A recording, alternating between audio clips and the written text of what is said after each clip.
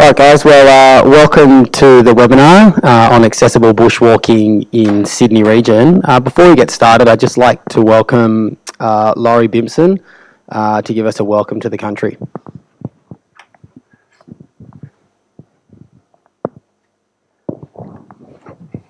Good evening all. I'd like to welcome you to Green Guy country. It's on the northern beaches. It goes all the way up to Lake Macquarie.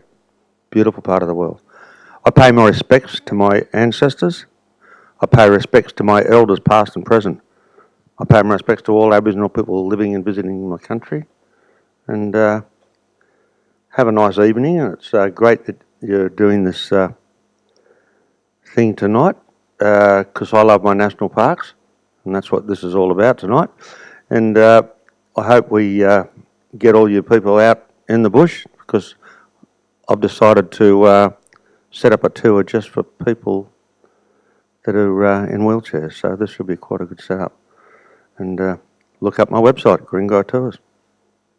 Bye.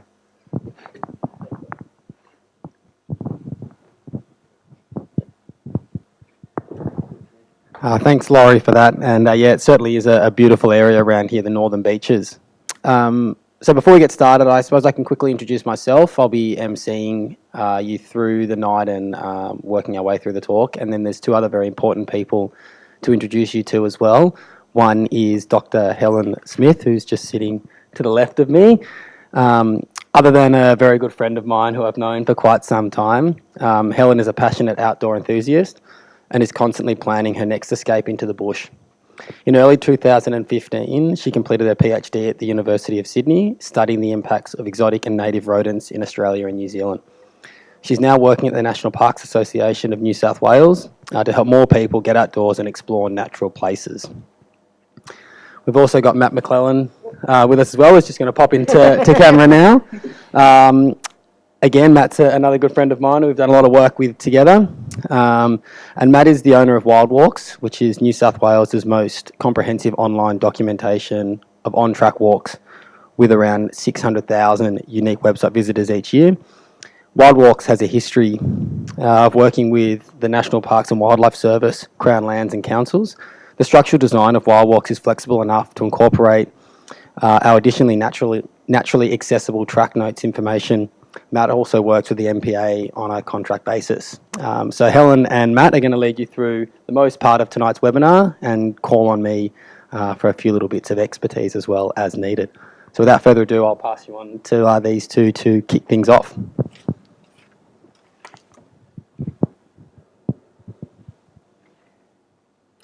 Awesome, Seb. Well, thanks so much for that introduction. So this is a webinar about bushwalking. So naturally, we want to kick off and really get to the nuts of what is bushwalking. And for me, it's going to be different from what it is for you. It's actually different for everyone. For some people, it's going out into the wilds for 10 plus days, carrying as little as possible. For other people, it's simply going for a wander with family and friends just in their local area, just around the harbour. Bushwalking really encompasses everything from bird watching through to looking at sunset, through finding a nice hole to go for a swim in. It can mean going out with family and friends. It might mean going out for a wander on your own. So really, bushwalking is such an all-encompassing term that it really has got something in there for everyone. And that's what really we want to chat through tonight is sort of get to that point of making you realise that bushwalking doesn't just have to be Kurt Fernley doing the Kokoda Trail. It can mean just heading out with some family and friends and checking out your natural areas that are local to you. So the traditional view of accessibility around Sydney has been these fairly typical flat, smooth trails. And what we've got here on this slide are two photos that probably many of you are familiar with. They're these bitumen tracks, quite wide, often with high barriers. And this is what we think of when we think of a wheelchair accessible walk. We think of something that's quite prescriptive, often not allowing users to really spend time engaging with the animals and plants on that track. And very often they're pretty short, 200, 300 metre tracks to look at. For many wheelchair users, that means that actually getting to the start of the walk, getting out of the car, getting the chair together, getting into the chair, and then actually starting the walk takes longer than doing the walk itself, which is understandably pretty frustrating. And with this being kind of the status quo, so to speak, it's been, I guess, pretty frustrating for someone like myself who's been a passionate bushwalker my whole life, and to come to this fairly new as a wheelchair user and realise that this is kind of what options are there for someone that happens to use a wheelchair. For me, well, that was pretty shocking to become aware of that 3 and a bit years ago. And it made me kind of just reflect on, well, I know there's so much more out there than just flat, smooth tracks. So what's stopping people like myself getting out and tackling those tracks? And I sort of started exploring this a little bit more online, and I came across Wild Walks, which is a website that Matt runs, and started looking through and realised that the majority of bushwalks that were rated as wheelchair accessible were these fairly short, flat, smooth tracks. What you can see on the screen now is just typically what you might come across. So a 44 metre return track. What's the next one? 68 metres return, 144 metres. So yeah, this sort of stuff is, for someone that's loved bushwalking all their life, to sort of say, hey, is my life now restricted to going 44 metres? What other options are there? And that was really what got me interested in this space, and really wanting to see where can bushwalking take me now, and what options are there for someone like myself that uses a wheelchair. Thank you. Thanks for the personal insight there too. That's excellent. Laurie, thank you for your welcome to country. Greatly appreciate that. And Seb, thank you to Sargood for letting us use this facility. It's amazing, and you do some awesome work here. When Helen and I first met, we sat down and we talked about this idea of walks just being ridiculously short for people with disability, particularly for those in wheelchairs. You'd spend more time getting out of the car and into your wheelchair than you would actually spend on the walk, because they were so short. And part of it came around because of the grading system. So there's an Australian walking track grading system which has come out of an Australian standard.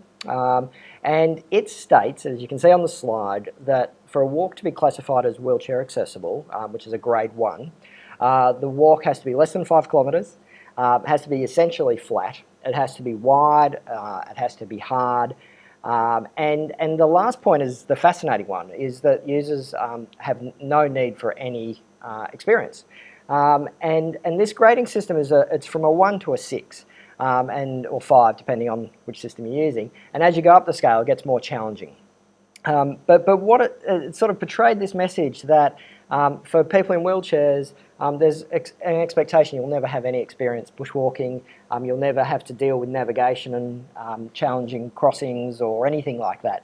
And that just didn't sit with us very well at all. And so the question came up as to how do we improve on this? Do we come up with another grading system? Do we have another 1 to 6 in terms of accessibility grading system, and have a easy, medium, hard for accessibility? And we played around with it, and what we realised is that you just can't grade for access. We can either, traditionally we say something's accessible or it's not, it's binary, but disability is not binary.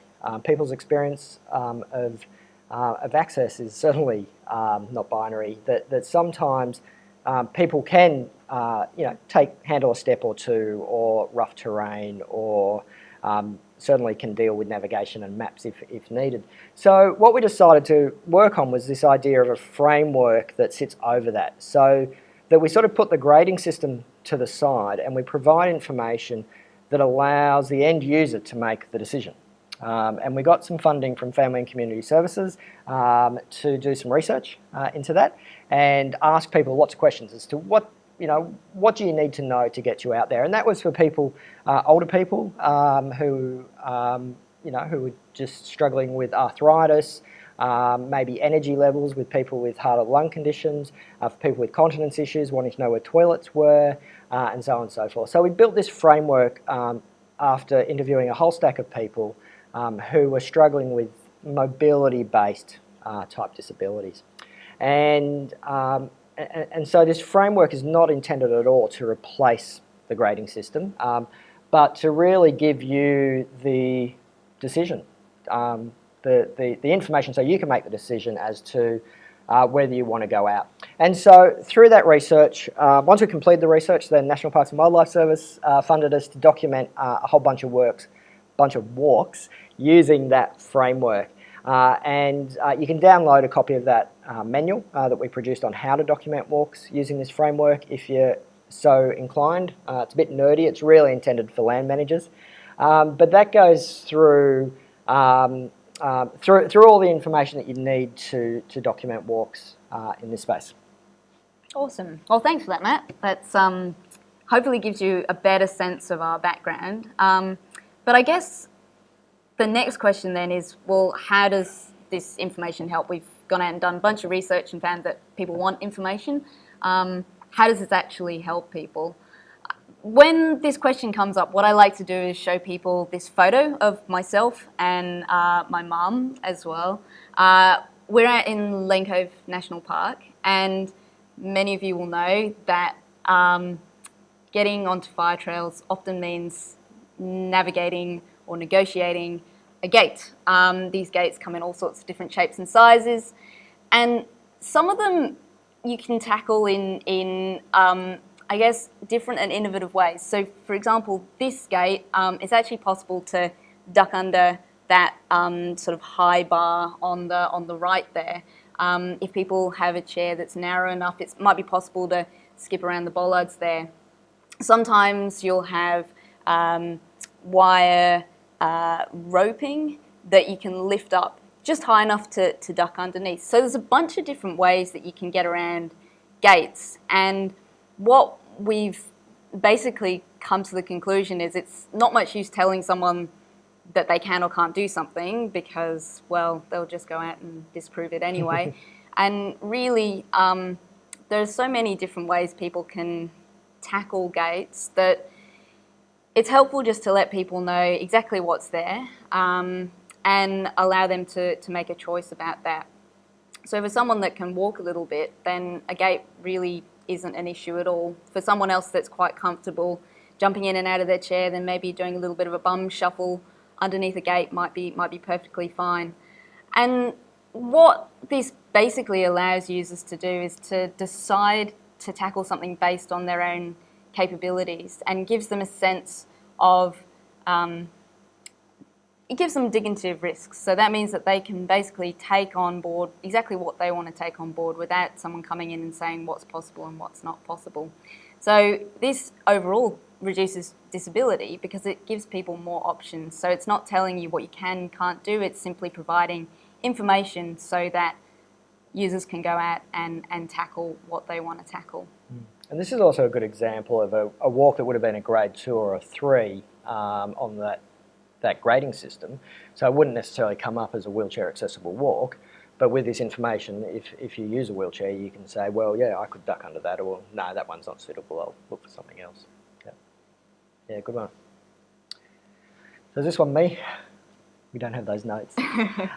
So what kind of information do you need? So bushwalking it's the same for everybody. So you want information about the track notes, how you're going to navigate, how you're going to get through, where the track goes, and what are you going to look out for.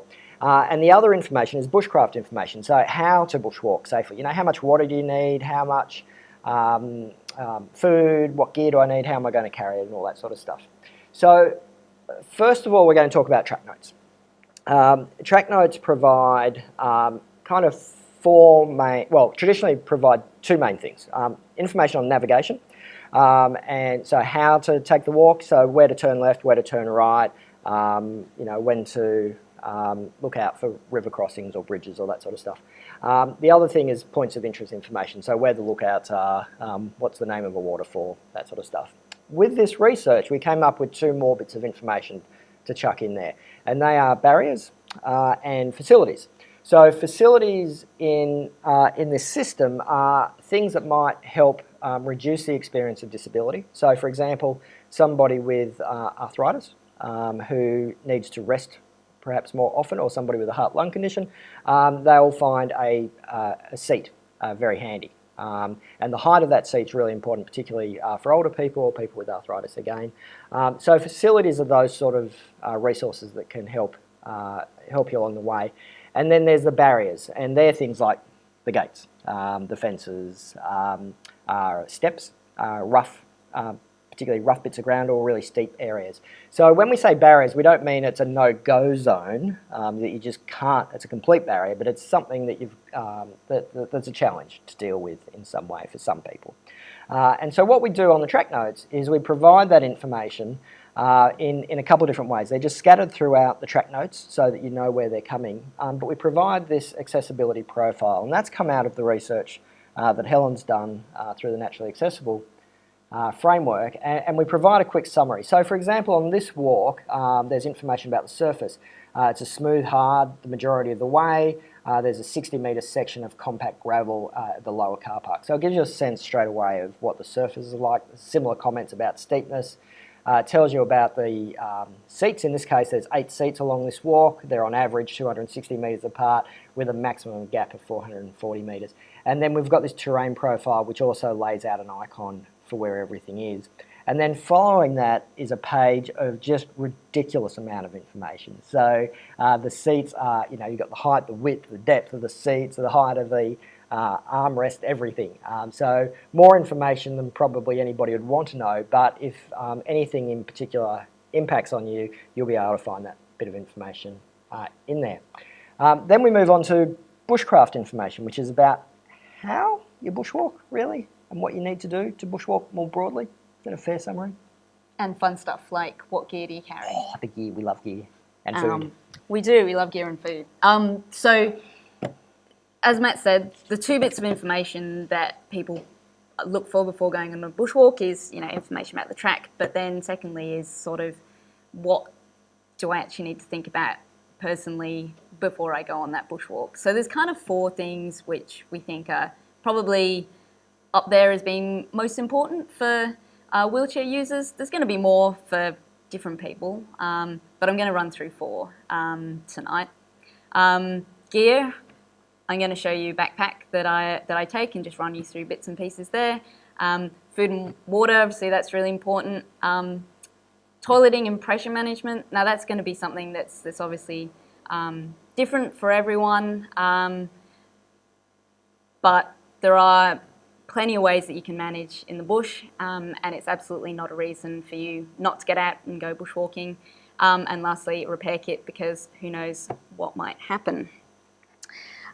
So for me, when I go bushwalking on day walk, I'd carry something like this. So a backpack that can just hang off the end of my chair.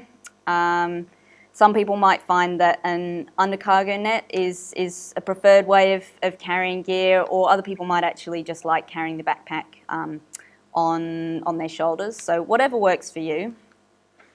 I like to carry some good, old-fashioned, very nerdy 70s. Very classy. Sun protection, like so.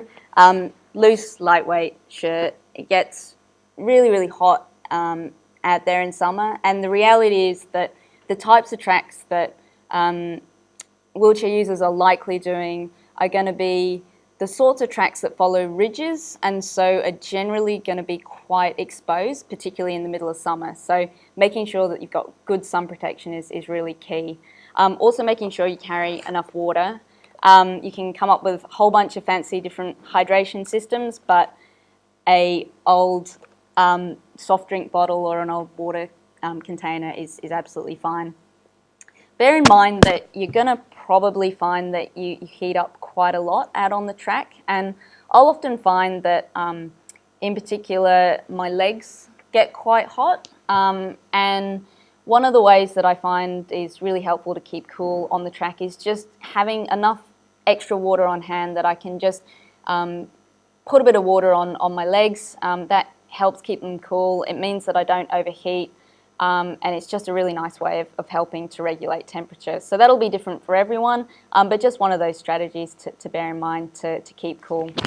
So sun protection, light, loose, comfy clothes, plenty of water.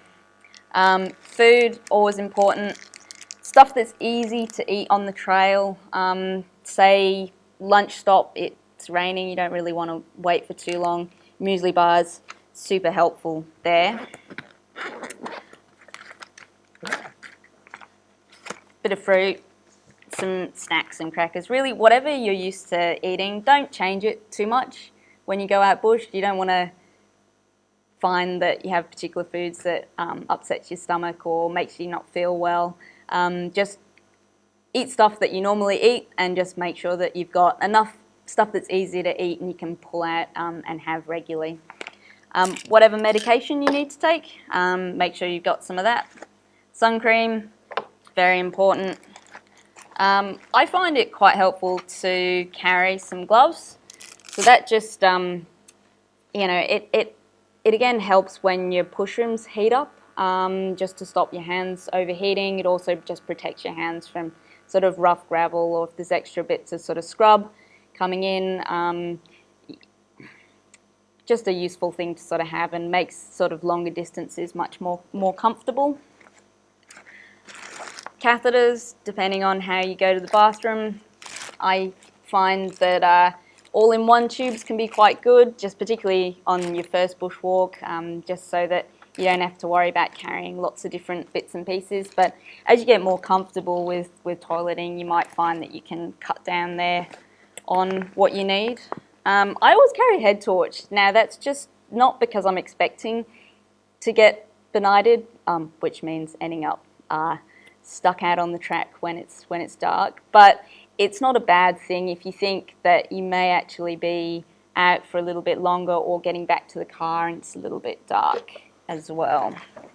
What else have we got in here? Oh, another muesli bar. Yeah, Can't have enough muesli bars, carry eh? lots of food. All right, first aid kit. This is one that I have for longer trips. I'm not going to go through that with you tonight, but it's worth carrying something with you just in case something happens. On smaller walks, that you might be starting out with, you don't need anything too extensive because you're never going to be too far from anything, but just think about what you might carry. Say if you were going to be out for a few hours, so maybe just some simple Band-Aids, again making sure you've got enough medication.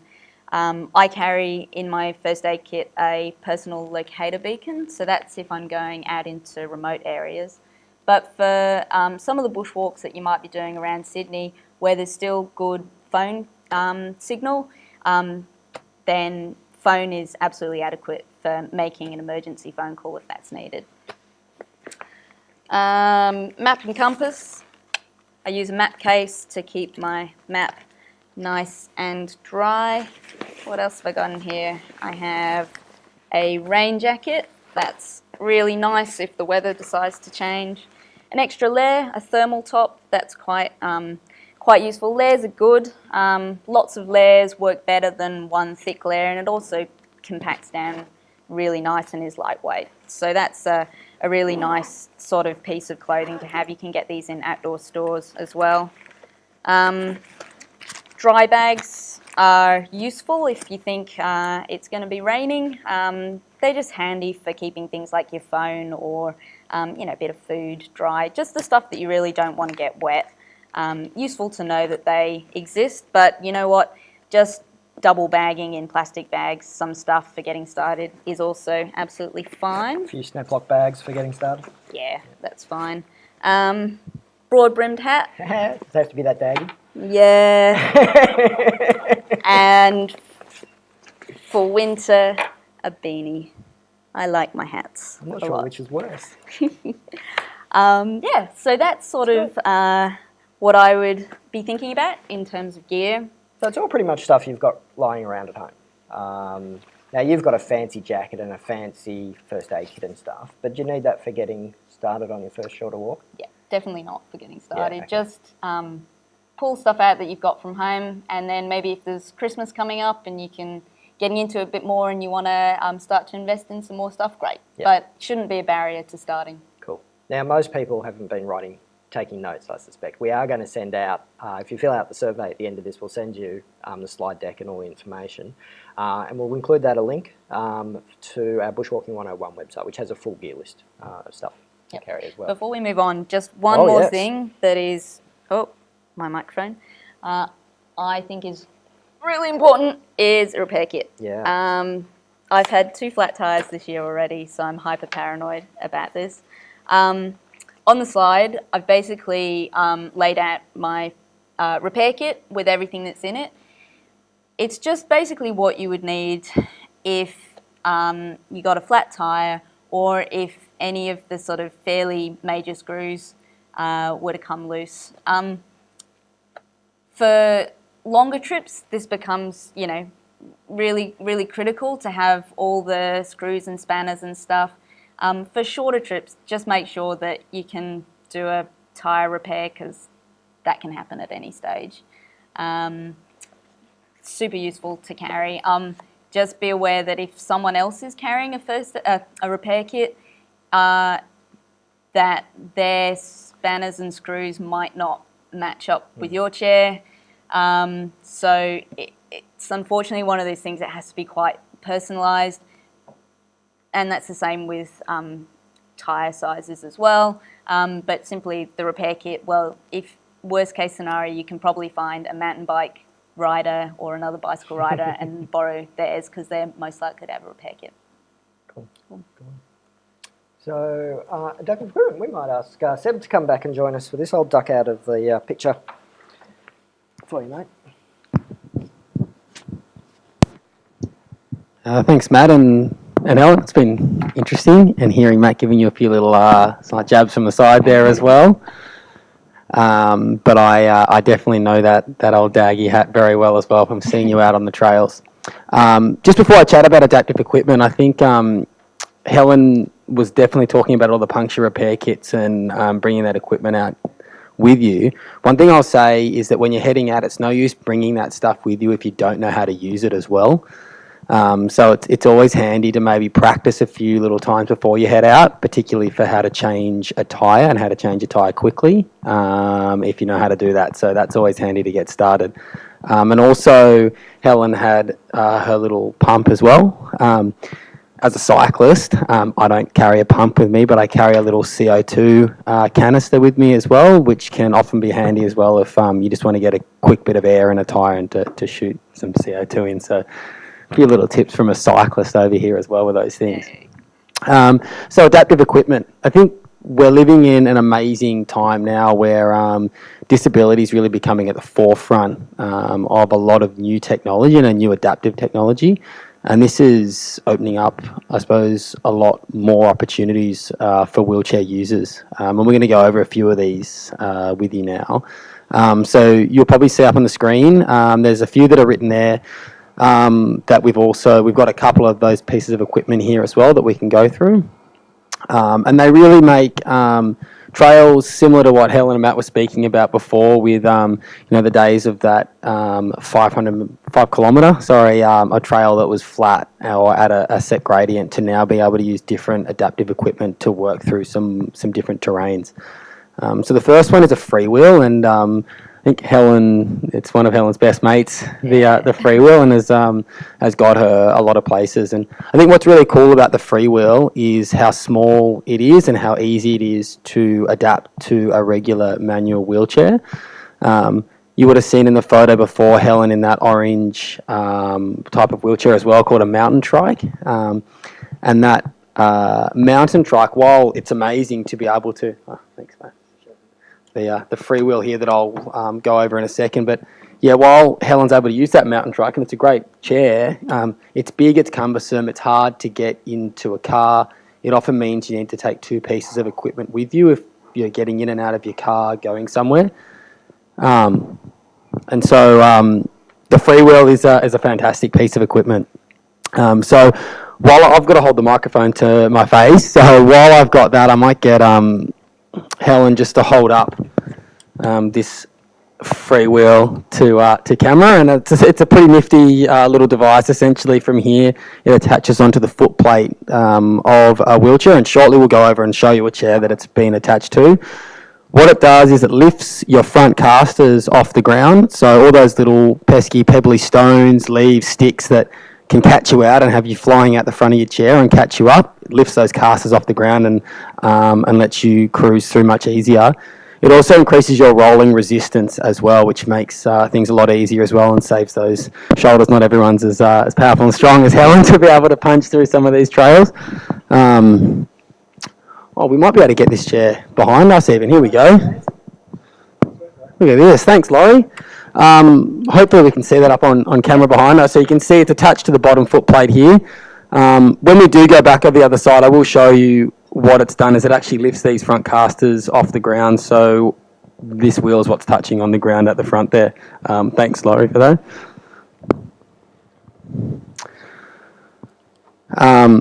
So another piece of equipment that's again a little bit bigger than the free wheel, but it attaches to your regular wheelchair as well with a couple of small adaptations. Laurie's just over in the side playing with our equipment. The Baytech essentially is a powered device that can attach to the front of your regular manual wheelchair as well, which means you can go, I suppose, a whole lot further distance. You don't necessarily need to be able to use your pushing strength too much anymore, and it's an electric attachment to your chair. So that's, I suppose, two pieces of equipment that are readily available to a lot of people. I suppose the freewheel is definitely the one that's more cost effective as well. Other adaptive, I suppose, techniques now, we look at huskying.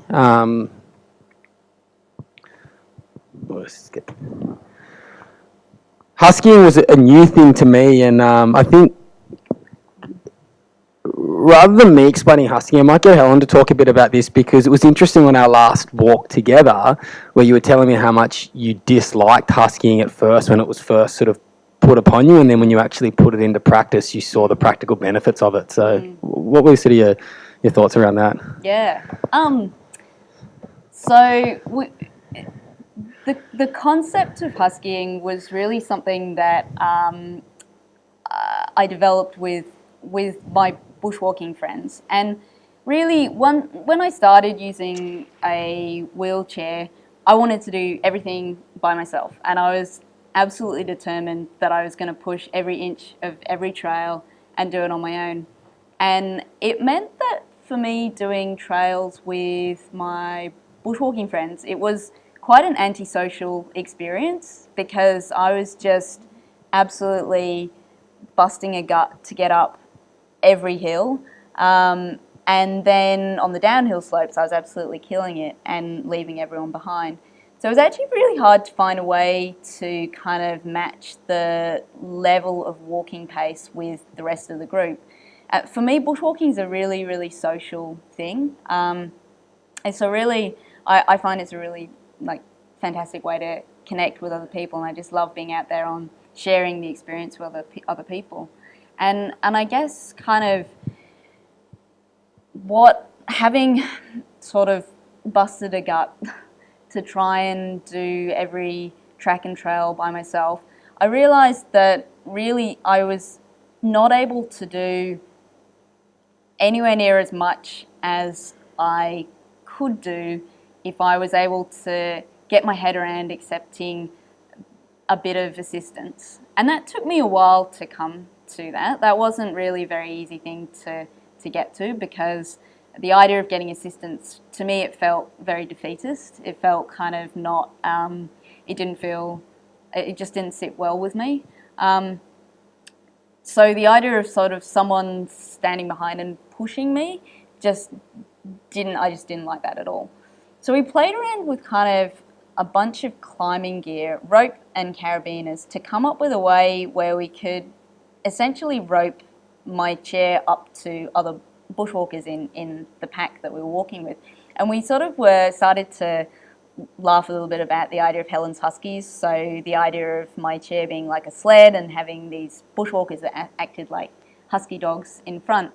And the thing about this sort of huskying setup was that you still have complete control of your chair.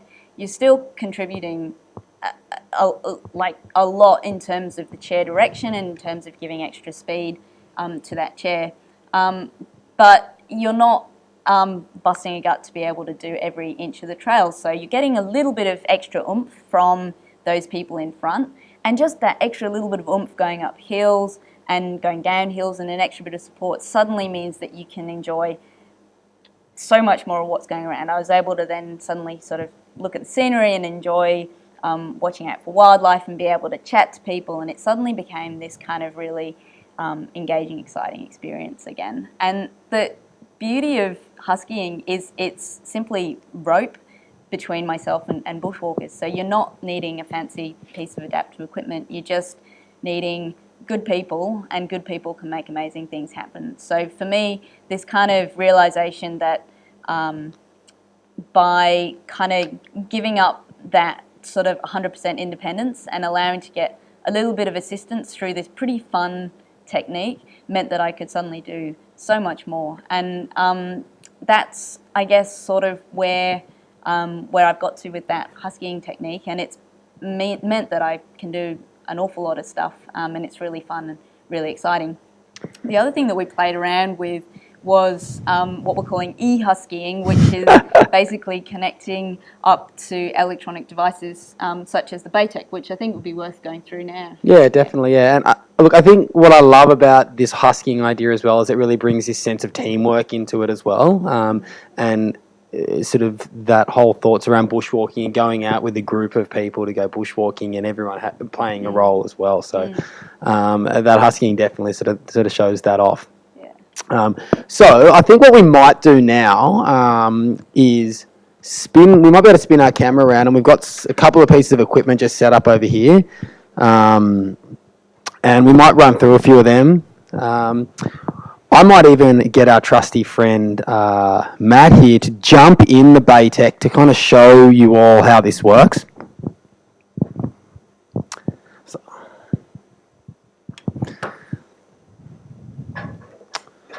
So Matt's stepped himself into this Baytech, but let's say Matt couldn't step himself into this Baytech and this was Matt's chair.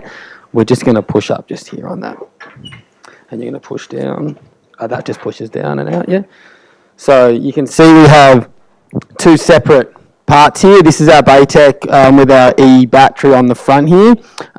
Yes, they are expensive pieces of equipment, but you'll start to see the benefits out of something like this now. So Matt's in his manual day chair. He's now able to push up.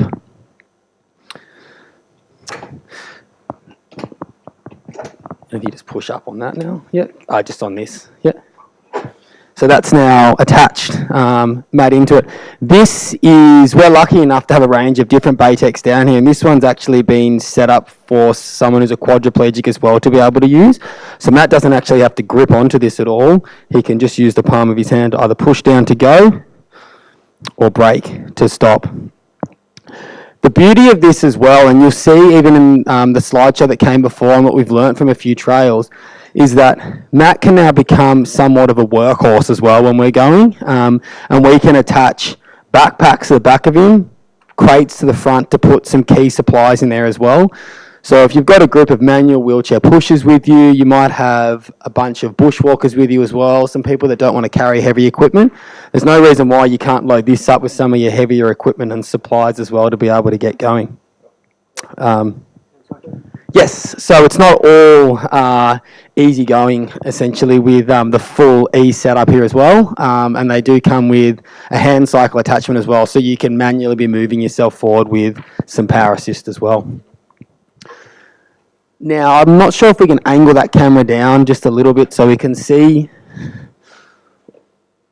what the freewheel actually does to the front casters that we were talking about before. But you can see there's room here between these front casters, which again, as I said before, it not only lifts those casters up off the ground to sort of save you from hitting any pebbles or stones or sticks, or even roots that are coming up on the trail, but it also gives you extra rolling resistance as well. As opposed to using these small little casters, you've got a larger front wheel at the front as well. Another small change that you could potentially make as well is to change your rear wheels as well, and to put some fatter all-terrain tyres on as well, which are another simple addition that you can add to your regular wheelchair. And the last of the things that we'll go through, and this is probably on the higher scale of something that is going to necessarily be readily available for people, and I suppose we're lucky enough to have a few of these down at our facility here at Sargood to trial, is our X8 powered wheelchair, which for us was specifically bought for us to be able to use on the beach. And so our big fat tyres and the power chair can be used on the beach. But myself and Matt and Helen have now been thinking of how we can actually take this for some more off-road trails and more bushwalking trails as well. Can easily navigate routes, can go up and down 1 or 2 stairs with assistance. And then opens it up to our users as well that might not have much upper body strength, particularly around your quadriplegic level users or cerebral palsy, MS and the like. So a fantastic piece of equipment, and hopefully something that's going to become more readily available for people. Now I think I'm going to pass you back to Matt now, and you might hear from me a little bit later. Thanks, Seb. That was fantastic. Much appreciated. Actually, just while we still got you, we've had a great question from Lindsay. Sorry, very expert. Squeeze in the back here. Thank you. So Lindsay's on Facebook and has asked a question, and everybody else, please send in questions on Facebook. If you're watching this on Facebook, jot down your questions and we'll get to that. Lindsay's asked, if you don't have a chair that's up for the trail, is there a way you can rent one? Now, this question was just asked before we went through this. So one of the things we can talk about, which is, part of the answer is the freewheel, probably, that you don't have to replace the whole chair. But we don't know Lindsay's full details. So, but in terms of renting gear, she's on the Northern Beaches. Then there may be opportunities. Yeah. Look, Lindsay, thanks for the question, and I think it's a really good one. I think there's probably going to be a lot of people that have got similar questions around that, and not just about the hiring of a wheelchair, but the hiring of different equipment as well, because obviously, Matt, not everyone has the funding to be able to go and buy a piece of equipment to use just for a weekend walk. Look, off the top of my head, it's actually a difficult question to answer, and there's not a lot of places that I know that will hire out manual wheelchairs that are going to be suitable for being able to push. But it's certainly something that we can look into and pull together a list of information to be able to pass out as well. So we'll include that in the FAQs. The Trail Rider is something that you can borrow for free from national parks. There's a bunch of those. They're more restrictive. They're not something you can push yourself. You do need people to help you with that. It's a single wheel on those. There's a picture on the slide, if the slide's up now. The big picture on the bottom left there. And I believe that information's on National Parks and Wildlife Service website to be able to find out the locations of those trail riders. So there's a bunch of those around Sydney as well as down at Kosciuszko, and it's another way of accessing. Now, actually, just something that sort of crossed my mind, Lindsay, as well, is if you're on Facebook, there's a few Facebook groups that exist of these buy, swap, sell Facebook pages for a lot of manual wheelchair users that get an upgraded chair, and so they might have a second-hand chair that they're willing to offload cheaply. So while it's not hiring it, you might be able to get your hands on one that isn't going to be your everyday wheelchair, but it's one that you might be able to pick up cheap, very cheap, and be able to then make some small adaptations and build up upon yourself. So that could potentially be another option as well to keep your eye out for. And Lindsay, I'd encourage you just to get started on some of the easier tracks that you think your chair's up for now, and see if you like it.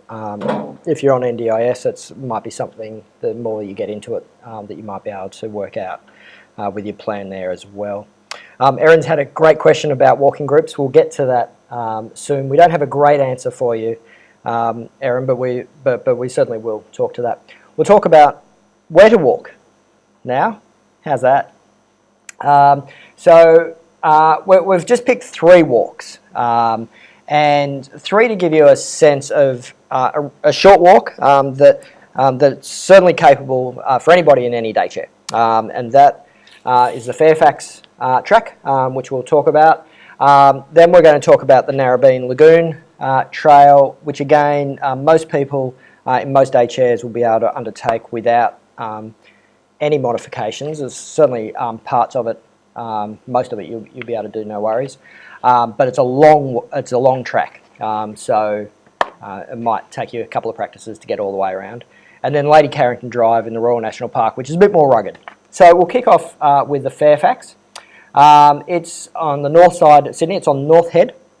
It's actually where you spent a lot of your time doing your PhD, wasn't it? Chasing rats around. It's a bit of an awful summary of your PhD, but there you go. So it's a short track. It's 780 metres. It takes you about 30 minutes. There's some really lovely lookouts, some amazing views. It's a Class 1, so it's a traditionally wheelchair accessible walk. If you download the notes, if you look on the right-hand side of these slides, the wild.tl/9i is a shortcut where you can download the notes and the maps. Again, it's got an accessibility profile there, which shows you the majority of the walk's quite flat. A bit of a chunk is 1 to 16, and a very small section at 1 to 10. It's all about harbour views, really, isn't it? It's gorgeous. It's a smooth, mostly flat track the whole way around. So it's a great one to get started on if you haven't done anything and you just like views, and it's in Sydney Harbour National Park. So we'll kick over to the Narrabeen Lagoon Trail.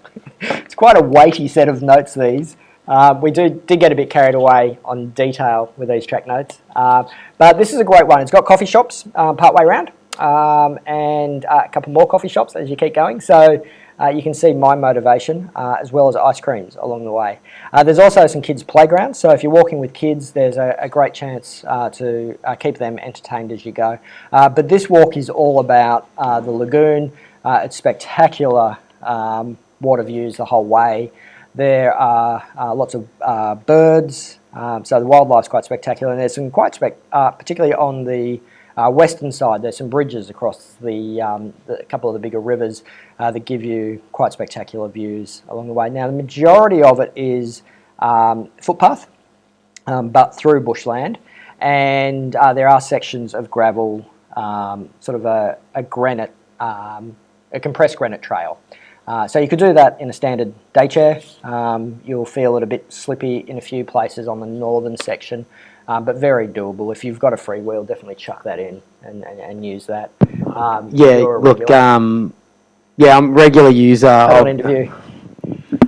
Back into to view here. Yeah, look, we're regular users of the Narrabeen Lagoon Trail, and certainly doable in a manual chair. I would say you'd want some people with you, and particularly be mindful of after we've had any heavy rain. Yeah, absolutely. They do grade the track occasionally, but it does have some pebbly sections.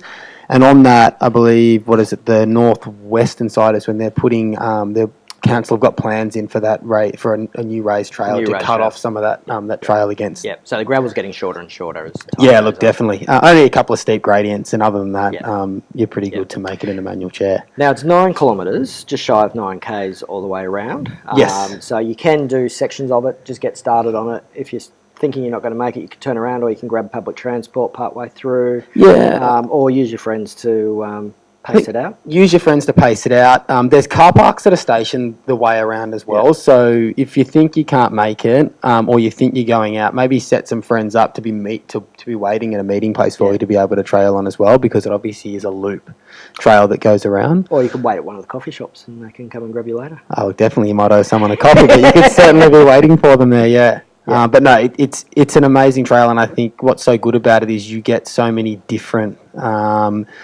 types of nature as you go through. You get that rainforesty section, and you come up into the big open sort of natural Australian bush section. It's really nice, yeah. Yeah. And there are some roads and a few things along the way that distract from it, but overall it's quite a spectacular, beautiful native forest. In the heart of Sydney, so fantastic. Amazing, It is, right yeah. in It the really middle is good. It really is. Thanks, Ed. So that's a good example of one that would have been traditionally classed as a grade 2 or maybe even grade 3 under the Australian Walking Track rating system, but is very doable in a chair, although it is long, so you will train up for it. And so the next walk we're going to do is very similar in length. It's 9.7 kilometres. It's a class 3 track, but this is harder. Now, you've done this a few times. Generally, you start at the north, at the higher end, and you work your way south, which is the way that we've got the notes. Sorry, other way around. Start in the south and head your way north. That's right. Yep. So you want to finish at the cafe. Finish it. Of course, we want to finish at the cafe. Silly question.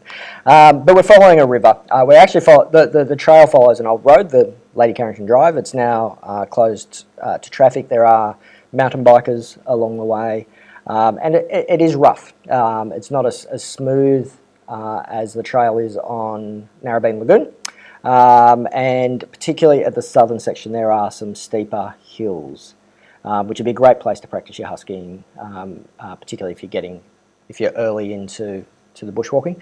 Would you suggest this is a great first walk? No. Nope. Good.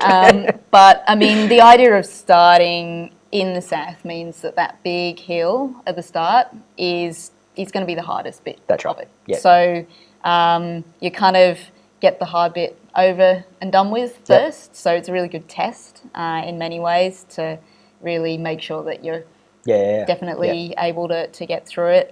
Starting from the south means that big downhill is a downhill, which is generally easier than a big uphill. The main thing really to think about is the logistics here. So it is going to require a car shuffle. That's right. Yeah. So that basically means that get together a group of you and make sure there's a couple of cars. And so that means that you've got the ability to leave one car at the start and one car at the end, and then you can shuffle them back, pick up the second car, and then come back. So there's a little bit of logistics there. If you're really, really keen, you could start at the cafe, go out, and then come back. That saves doing the car shuffle. Most likely, if you can't organise a couple of cars, just start at the cafe, go out as far as you feel comfortable, or set a time when you need to turn around and turn around and head back. And that'll give you a good sense of what's going on there. Yeah, and I was going to suggest the same thing. There's a great cave at the northern end. So if you do start at that picnic area, come in and then maybe head out to the Jersey Springs. There's a nice little picnic area there. Sam just made a great point on Facebook. Lady Carrington Drive does get boggy, particularly after rain in a few sections, particularly around, well, obviously where the creeks are crossing and the gullies are. So best left for a drier time as well. So there are 3 walks to get started on. The short links are there for each of them. There's lots more. 3 walks to get started on. 2 walks to get started on and 1 to aspire to, I guess, with Lady Carrington Drive. But there's lots more there. On Wild Walks, we've documented some walks up in Newcastle. So if there's people tuned in further north, there's some stuff up there as well. And there's also some stuff out of the Blue Mountains, but lots around Sydney as well.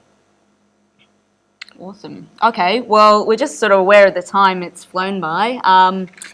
The main take-home messages that we feel are most important for you guys is that we really feel that bushwalking is something for everyone, and I hope that that's really come through in this webinar, that there shouldn't be any equipment restrictions for you to get out there. There's obviously a bit of thinking around what adaptive equipment's going to work well for you, but you don't need to go out to a bushwalking store and buy all of the fancy stuff. You really can just pull together what's at home and really get out there. The other thing that is really important to know is that this is an activity that you can get out and do independently.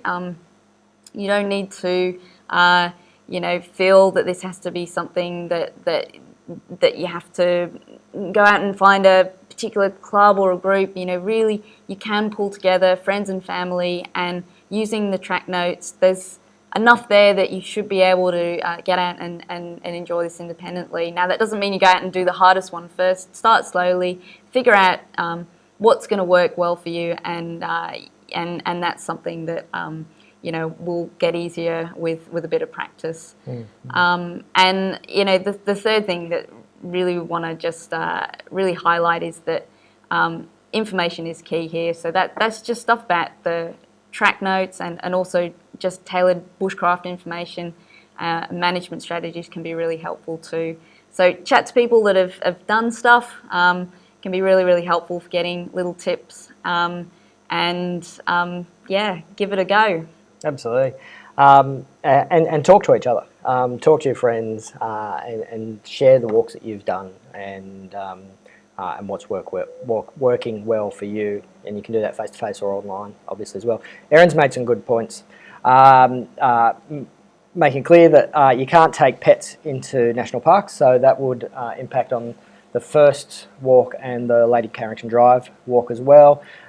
You can take assisting dogs in, but chat with parks about that. But pet dogs you can't. But yeah, and interestingly on that, the beauty of the Narrabeen Lagoon Trail is that it is pet friendly. So you can take your pup on a walk the entire way around if you so wish, on the lead. But yep. So Narrabeen Lagoon is certainly pet friendly, as are many council walks in Sydney and state forest walks when you're a bit further abroad. There's good reasons for not having dogs in national parks. They're not just trying to be difficult. National parks are there primarily to protect our native flora and fauna, and it's important that we keep dogs out of there for those reasons. Now, Erin, your question about walking groups. We're from the National Parks Association. We run Australia's largest bushwalking club.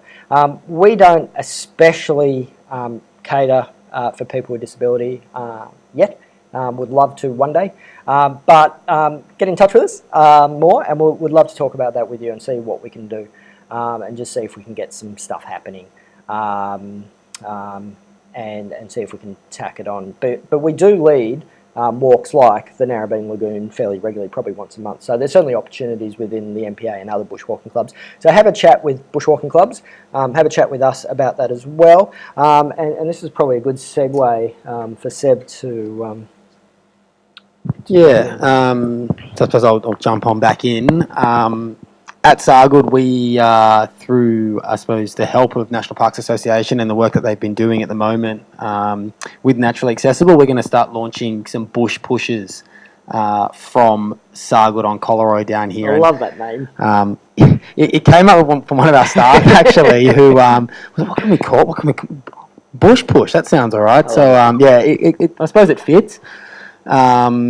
And I think the beauty of that is not only are we going to start opening up a lot of these trails and utilising them, we're going to come back with some really useful information from some of the equipment that we've shown, and potentially, getting a bit creative and seeing what else we can work with as well. Now, Erin, Club Sargood member, I know that you are as well, and when we're heading out on these bush pushes, by all means, you'd be welcome to come along and join us. So while not a set bushwalking club, I suppose it's certainly an option for you, Erin, to join us.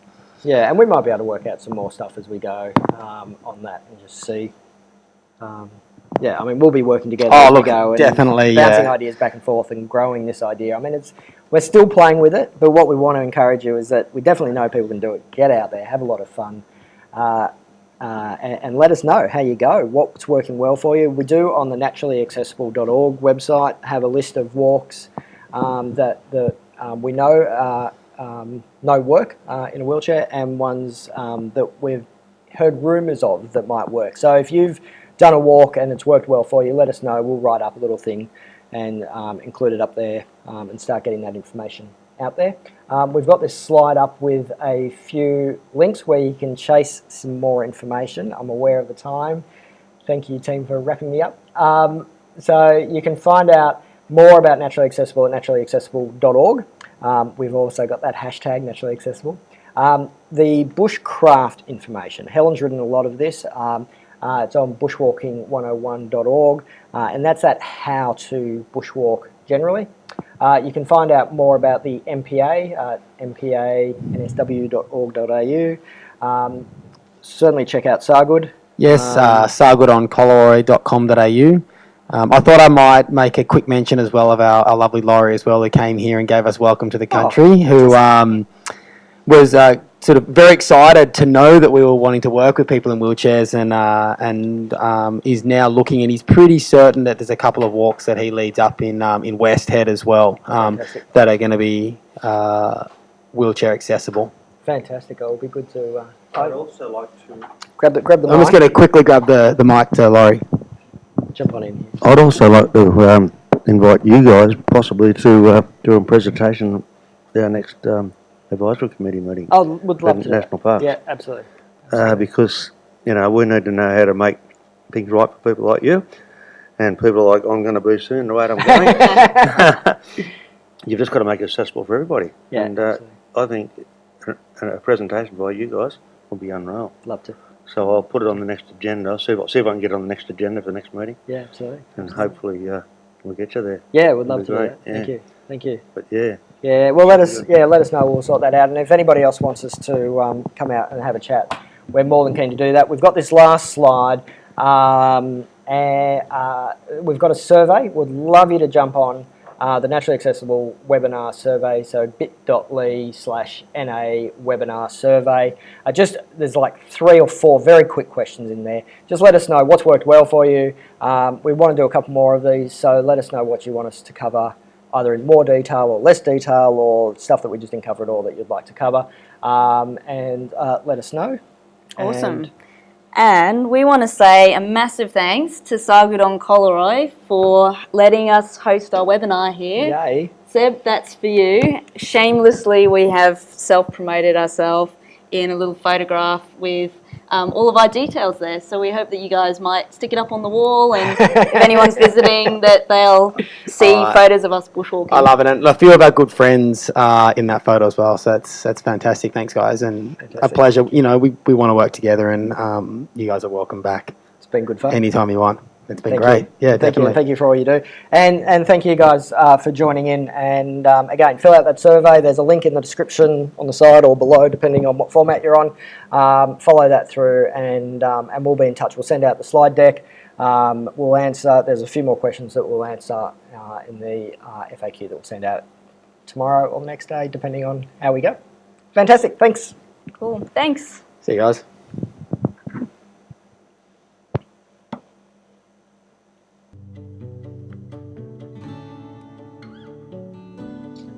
You all right? Good. That's right. Yeah. Shuffle the papers. Yeah, share a private joke.